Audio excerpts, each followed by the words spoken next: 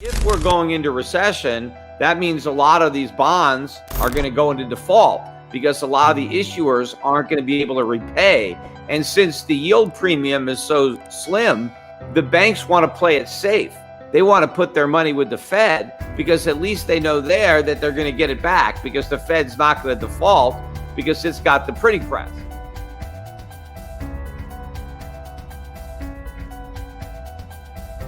What would happen if the Fed actually raised rates to fight inflation?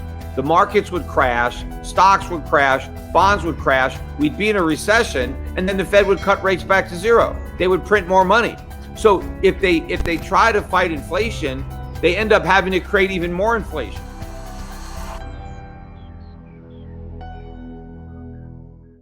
Why do you think it seems like banks aren't buying as many bonds as they have been? They're hoarding more cash. They're using the reverse repo operations to park their cash overnight. Why are banks holding cash? What's going on here? Well, they're not really holding cash. They're just lending their cash to the Fed. They're buying U.S. Treasuries. What they don't want to hold are corporate debt. They don't want to hold, higher yielding bonds from banks, private banks, not the Fed, or corporations. And the reason is because the yield is not high enough. The spread, the extra income that they earn by taking the added credit risk, right, is not worth it. Because if we're going into recession, that means a lot of these bonds are going to go into default because a lot of the issuers aren't going to be able to repay. And since the yield premium is so slim, the banks want to play it safe. They want to put their money with the Fed because at least they know there that they're going to get it back because the Fed's not going to default because it's got the printing press. But having a printing press in the big scheme of things doesn't mean much because they print the money till it has no value. But it shows you that the banks are worried about credit risk. Why are they worried about credit risk? Because they're worried about recession. Okay, the Fed's going to step on the brakes. The economy is going to tank. We're going to be back in recession. Then they're going to have to, launch more QE. They just expect that the Fed can keep doing what it's been doing. Because if you look at all of the past cycles, the Fed prints a lot of money, causes an asset bubble.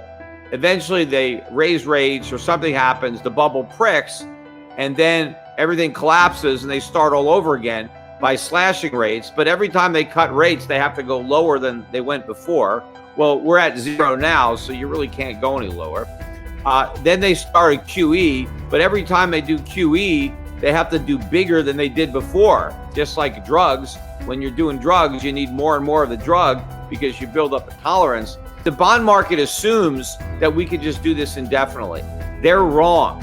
The Fed is going to destroy the value of the dollar, right? We're going to overdose on this QE. And when the dollar is destroyed, bonds are destroyed. That's what the bond investors don't get. Bonds are just future, payments of dollars. And if the dollar is losing value in the present, then dollars in the future are even less valuable than the dollars today. And that's what bondholders are holding. So we are headed for a massive sovereign debt crisis. Again, not just sovereign debt, but bonds. The big losers are going to be the creditors, the bondholders, the people who have cash, the bank, the people that have fixed annuities, cash value in an insurance policy. Everybody's getting wiped out here. The winners will be the owners of assets and the debtors that have assets but also owe money against those assets. But of course, the biggest losers will be the average American worker who's totally screwed. Although the retirees are going to get screwed the most, right? So if you're my age, I'm 58, if you're thinking about retiring or you're already retired and you've just got a pension, an annuity, some Social Security, you're completely screwed. You're just going to get wiped out. At least if you're a 20-year-old, you don't have much to lose as far as your retirement savings. But we're going to be living in a much poorer country.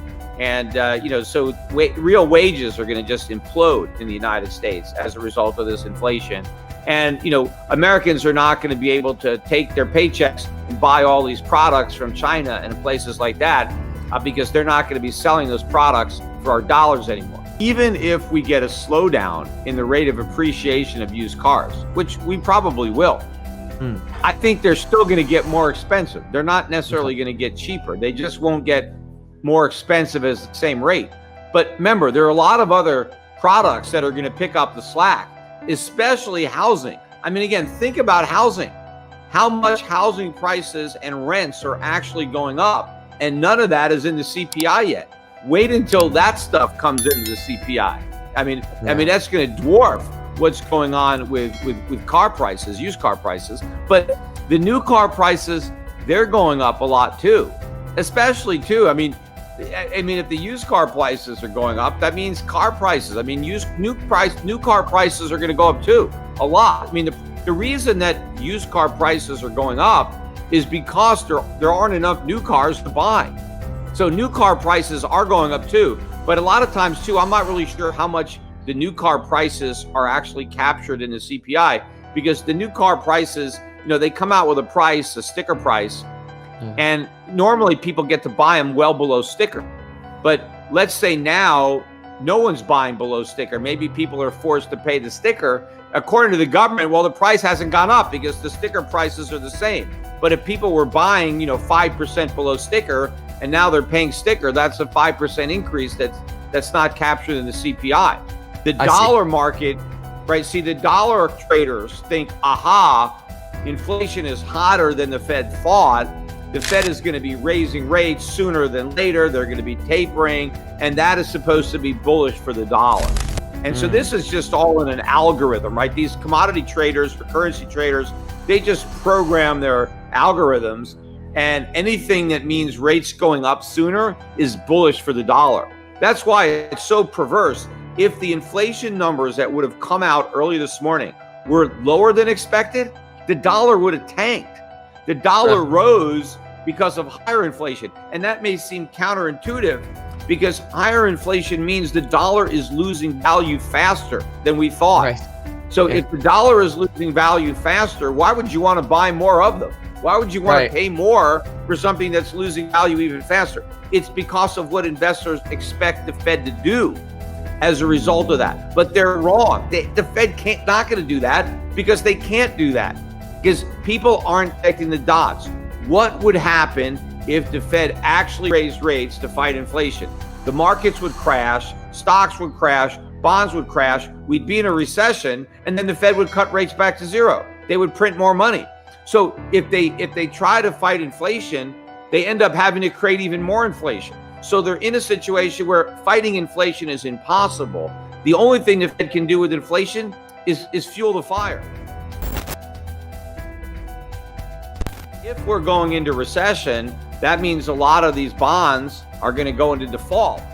The Fed is going to destroy the value of the dollar. People who have cash, the bank, the people that have fixed annuities, cash value in an insurance policy, everybody's getting wiped out here. The Fed is going to be raising rates sooner than later. They're going to be tapering, and that is supposed to be bullish for the dollar.